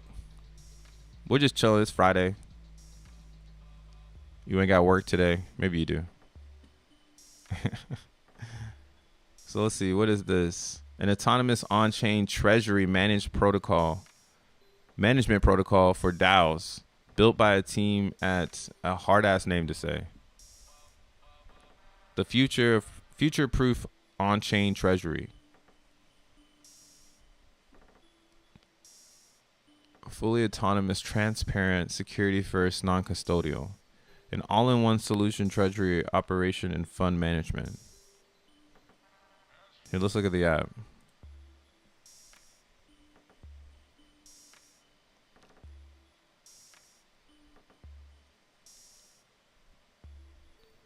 This looks so bad. This is literally a spreadsheet. This is everything wrong with crypto right now. Because like everything wrong with crypto is that there's no UX to make it look beautiful. And that's why what Joe Blau's making, the super dApp, it's going to be huge. He's making some shit look. He's gonna probably make it look really, really good. And his is gonna be like a vault. He's just calling it crypto casino because maybe a bank isn't the right word, or like vaults and such aren't the right expression. Decentralization comes in 2025. This thing has $56 million inside of it. What in the hell? All right, I don't know what that is though. Is everything wrong with crypto? Let's see if we can find another under $10 million gem here. Is there any gems here under 10? All right, I want one that's on base though. Let's see, reserve protocol. We'll check it out.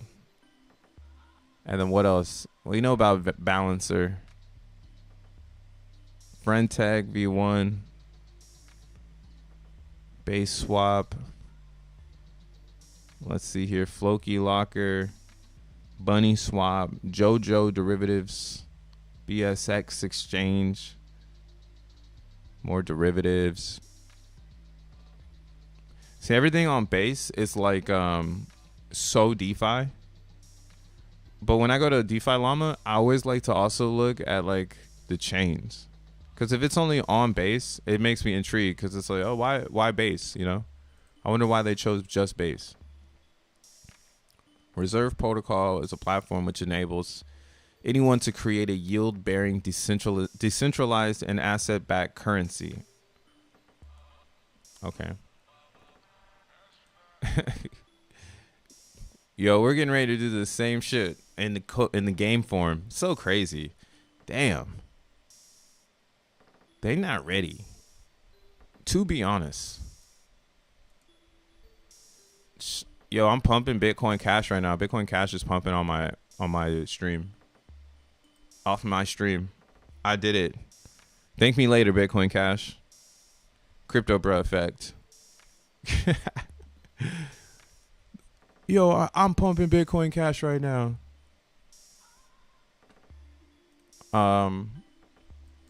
But yeah, let's look at this reserve thing. Whoa, what a crazy looking graphic. I love it. I actually love this graphic. Reserve. Okay. You've got my attention. We want money that does not inflate like USD, but isn't volatile like Bitcoin. You've got my attention. They use weed too many times. All right, now weed. That's too many weeds. Is this some French shit or what? You know what I'm saying? Like, but I'm gonna keep going.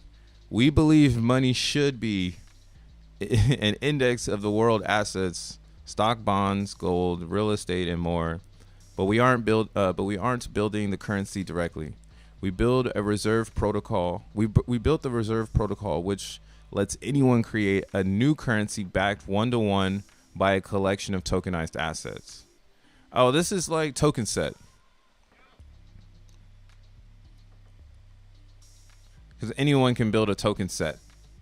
That's what it is. Today's ecosystems are focused on helping individuals, treasuries, DAOs, and fight inflation based on base, blah, blah, blah, blah, blah, blah, blah, blah, blah. Preserve your runway using safe, assured, with deep liquidity. So yeah, this is where I'm at with it though. I feel like we're in crypto right now. As you can see, I'm sitting down right now. We're just chilling, and it's a Friday, whatever.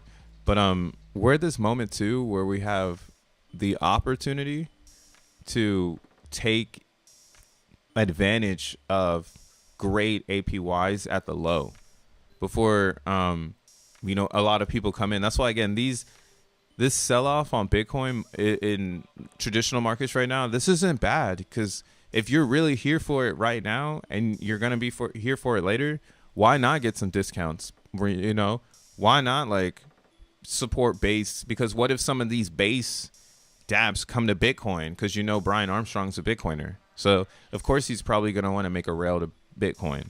You know, and that's where everybody's talking about is the next hot thing is gonna be DeFi on Bitcoin. But yeah, like this looks really good. Do I think it's gonna be the best? I don't really know. It looks really, really good though. Like this looks really good. I don't really I don't know how you get involved. Maybe you just stake with them and you get one of their token sets. So like, yeah, like how they have this 4.5% on your stable. Let's learn more on it. So it's going to take us to the app now. Here we go. They putting the liquidity in there. Wait, what'd you say? Let me see. They put that liquidity the day they in there. Yo, no, I see you. Yeah, like that's probably how they. I mean, this is where I'm at with it. On X1 chain, someone needs to make a token set of stability off RWAs. I just don't know how you do it. Like that's not my journey. But I know it's gonna be done. That's why this looks so good, and it impresses me that they take something very simple and they've turned it into this. Like, okay, Web3 dollar. Like, what the hell is that? The native Web3 currency, a low-risk, yield-bearing USD stablecoin built on DeFi markets. Governance should be prioritize safety and stability, seeking highly related stables and DeFi platforms. So what are the tokens inside? 50% DAI and 50% USD.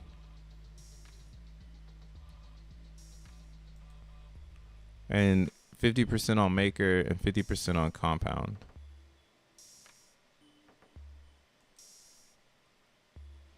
Not bad. Damn.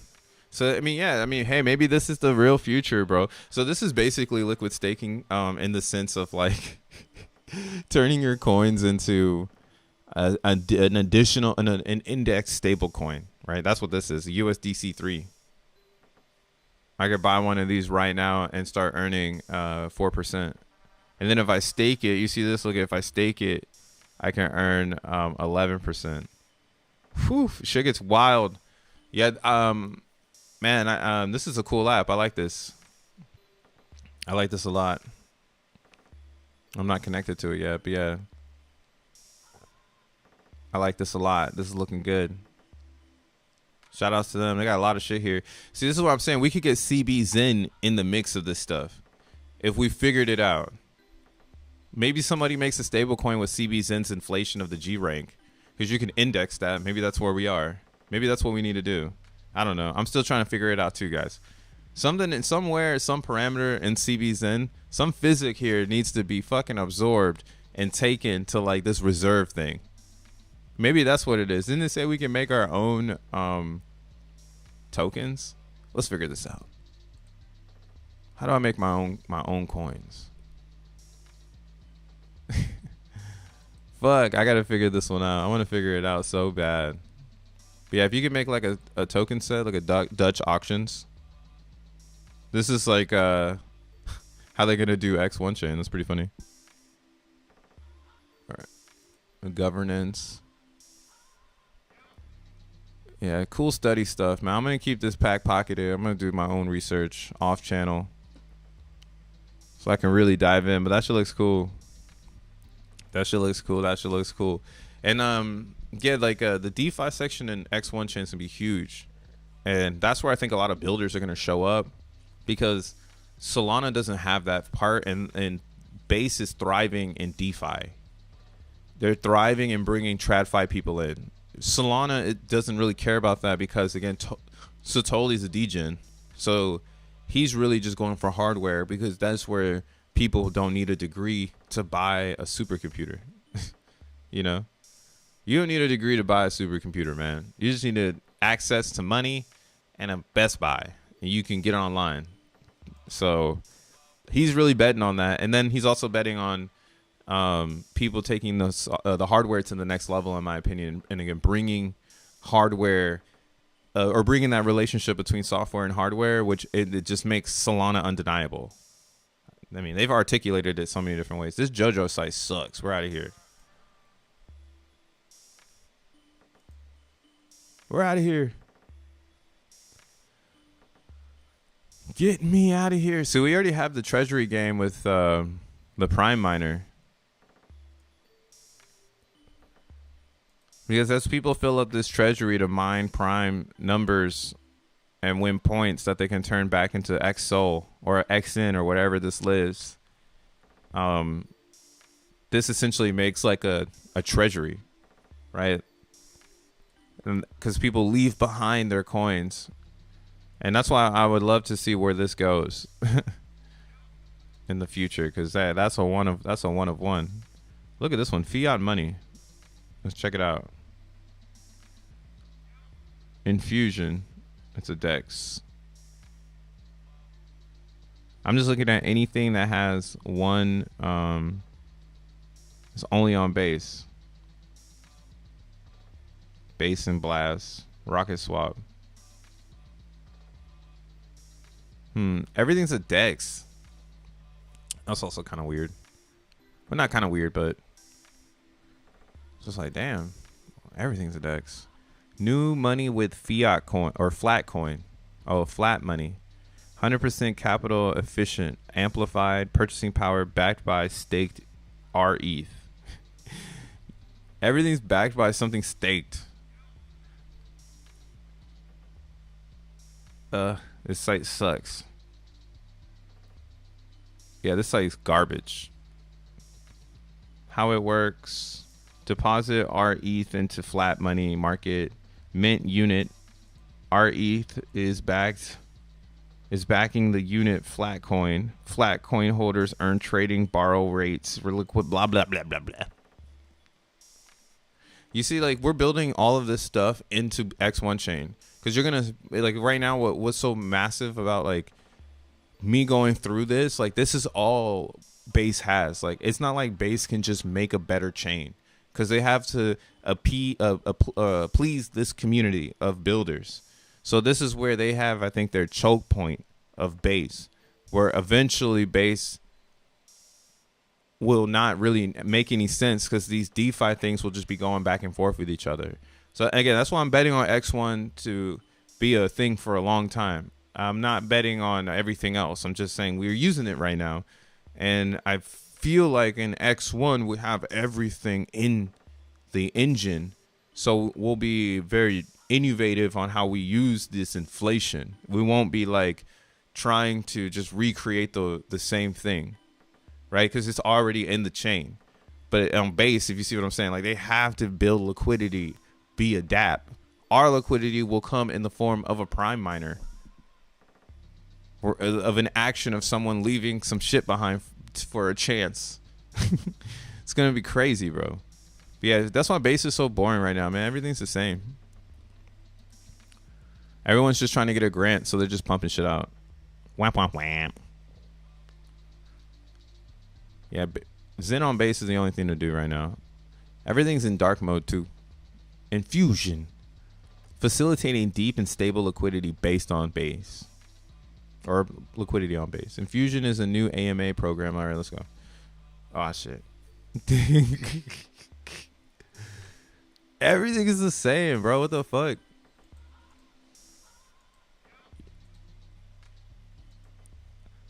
See, so you be rooting for Base, and then this is all they got.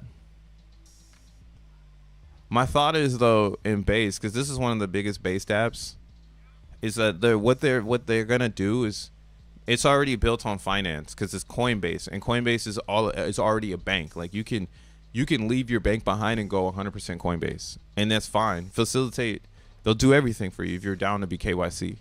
So this is kind of why I feel like the race in Base is DeFi.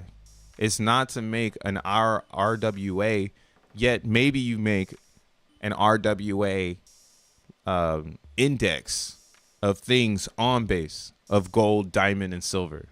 And we see those types of exchanges, right? That's like the one that I just had up, this reserve protocol. This is like the perfect example of a really good look. This looks so good. Like, this is RWA ready. It's almost like a gym. I need to make sure I follow them on X. At 202 million, this is gonna go crazy, for sure. I got a helicopter flying by. And with the R too, They the R tokens, they kind of give it away too, like with like the whole like real world asset vibe. Because real world, oh wow, they put money into this. Oh yeah, this is real. A permissionless platform. Oh, of course, Parfetta's in this bitch. Let me follow them. Let me keep them close. I like this graphic too. That pulled me in. That makes me think they thinking about it hardcore. But yeah, let's see. Yield farming, they explaining it. Reserve protocol spaces. Yeah, it looks good though. Yeah, like this looks good, and compared to everything else that I just showed, it just like is a breath of fresh air. This one is the one that is backed by Base. It's their breadwinner. So you see central trading and liquidity marketplace on Base. So it has all of everything inside of it. Right? Ugly website. Super simple. Swap, provide liquidity, earn yield, blah, blah, blah. Browser wallet.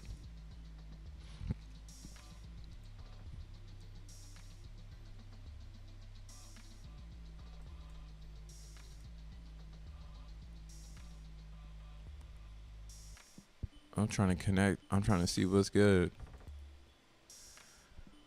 But yeah, so this one is like the biggest one on Base. So like it's like if you have some shit on Base, you probably want to lock it in here. And this is where that's why I'm like, yo, Coinbase is really setting everybody up to question, why am I even in my Chase account? Like my money's sitting right now in Chase, not working at all. Just looking at me, look at it.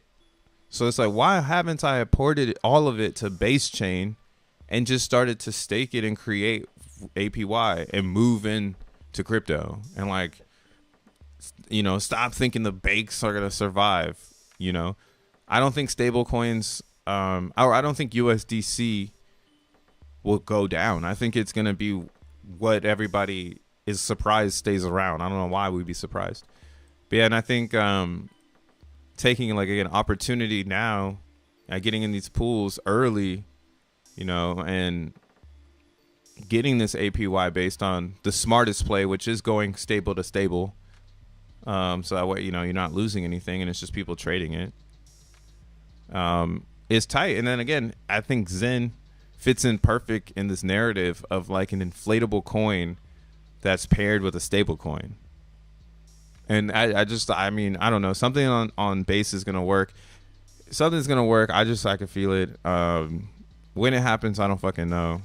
But yeah, there's a lot of dope shit going on over there. And it's questionable actions from myself. Like, it's like, yo, I need to be living in Base. Because the TLV is going to keep going up. And if it's not Base, then I need to live in Solana. And if I'm not living in Solana, then I need to live somewhere else. So that's why it's like, everybody's going to have the same dilemma. Which chain do I leave my value behind? Right? And I just think naturally X1 chain will be a really good answer for people because you do it on the base, or you do it on the blockchain level. You don't do it through an app. The apps almost can add themselves to the chain. And that's like constructive or like net income they could do, right? Like they could become miners or validators on like X1 chain and provide yield. You know, like in their staking form, because the contract will be live. It'd be a lot of different ways to think about it. But yeah, I'm not going to fuse those worlds because they're not made to be fused. Like I shouldn't think that DeFi on Base wants to be on X1 chain. Like that, they don't. They want to make Base the DeFi capital of the planet. Right? It's about those developers that are on Base making Base better. We want them to come to X1 and see that there's land there to also create on. And it's going to happen on the chain, bitch. On the chain. That's hard, bro. This isn't an app on the chain. This is in the chain. You'll stake it. It'll reward you. Massive. But yo, I've been streaming for like 2 hours. I want to drink some more coffee and go take a run. I'll see you guys next week. Deuces. Be safe out there.